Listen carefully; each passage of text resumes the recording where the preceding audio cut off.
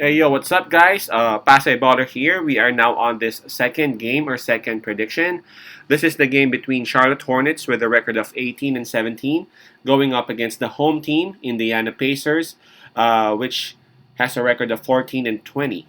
This one will be played 7 o'clock p.m. Eastern Time, so that's going to be 8 o'clock a.m. here in Manila. And before we proceed, I'm just inviting everyone who have not subscribed yet to our YouTube account or YouTube channel, Pasay Baller. Please click on the subscribe button below. At the same time, hit on the bell logo. That way, automatically, you guys will be receiving notifications whenever new videos are uploaded. All right, let's take a look at the Eastern Conference standings as both teams belong to the East. For Charlotte Hornets, they are at number 7. And for their last 10 games, they've won just 4. But good thing about Charlotte Hornets is that approaching this game, they're off this back-to-back wins. Now for Indiana Pacers, they are down there at number 13 in the East. For their last 10 games, they have won 5, but approaching this game, they are coming off a loss. All right. Indiana Pacers, they have the home court advantage. Charlotte Hornets, since they have back-to-back wins, they got the momentum. I don't think there would be much of a fatigue factor here as both teams had their rest anyway last night. So let's take a look at the injury list of both teams. For Charlotte Hornets, they got 3 players out, and those would be Miles Bridges, PJ Washington, and Scotty Lewis. This is a bit big for Charlotte Hornets as Bridges is obviously or arguably their best player as of the moment, and PJ Washington is actually one of their best bigs right there.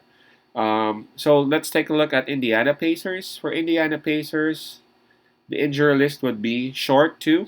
They got TJ Warren, TJ McConnell. Malcolm Brogdon, he is here, but he is on the game time decision day to day. He's listed as questionable for this game because of his Achilles. So let's see what's going to happen, or let's see what his status would be come game time. So for Indiana Pacers, 2 are out, possibly 3 depending on Brogdon. Okay, so let's get back to the game. But of course, let's check on the spread. As we speak, it's minus 2.5 for Indiana Pacers, the home team. So what are my 2 cents in here? Um, as mentioned earlier, Charlotte Hornets, they got back-to-back wins now. So even though they got, even though Bridges is out and PJ Washington is also joining him in that list, for some for some reason Charlotte Hornets is actually finding some momentum and finding ways to draw those wins, while Indiana Pacers, the Indiana Pacers' talent is not in question in here in this season. Indiana Pacers has been good. They have been offensive. They have been very good offensively. But the thing about Indiana Pacers is their inconsistency. That's the thing about Indiana Pacers. Like for tonight, they will play like they would play like they can beat anyone, and for tomorrow they would lose against a lower ranked team. That's how inconsistent Indiana Pacers is, and sometimes they actually have problems closing out games. I've seen a lot of games this season wherein that game was supposed to be Indiana's, but towards the end, they would lose grip of that game, uh, gi- giving them the loss at the end of the game. So I'm siding with Charlotte Hornets on this, because again Brogdon is out, and the Indiana Pacers they rely so much on offense. Well, I'm not saying that Charlotte Hornets is a good defensive team.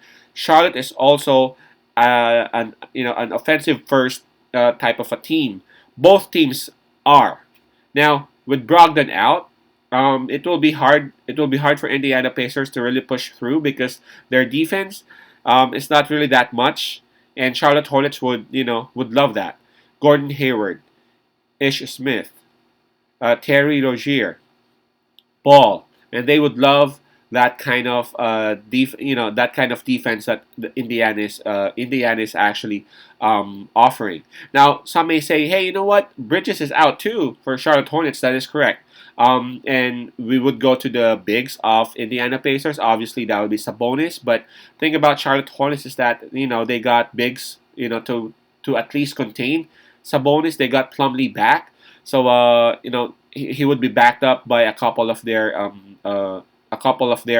uh, centers or fives. So yeah, I think Sabonis would be somehow contained, and the plus 2.5 for Charlotte Hornets would be enough for them. Indiana Pacers may win, but it may be a very close one. So I'm gonna still side with Charlotte Hornets. I won't even be surprised if Hornets would actually win this one outright. So my pick would be Charlotte Hornets plus 2.5. Hornets plus 2.5. Peace out, pass I love, and God bless.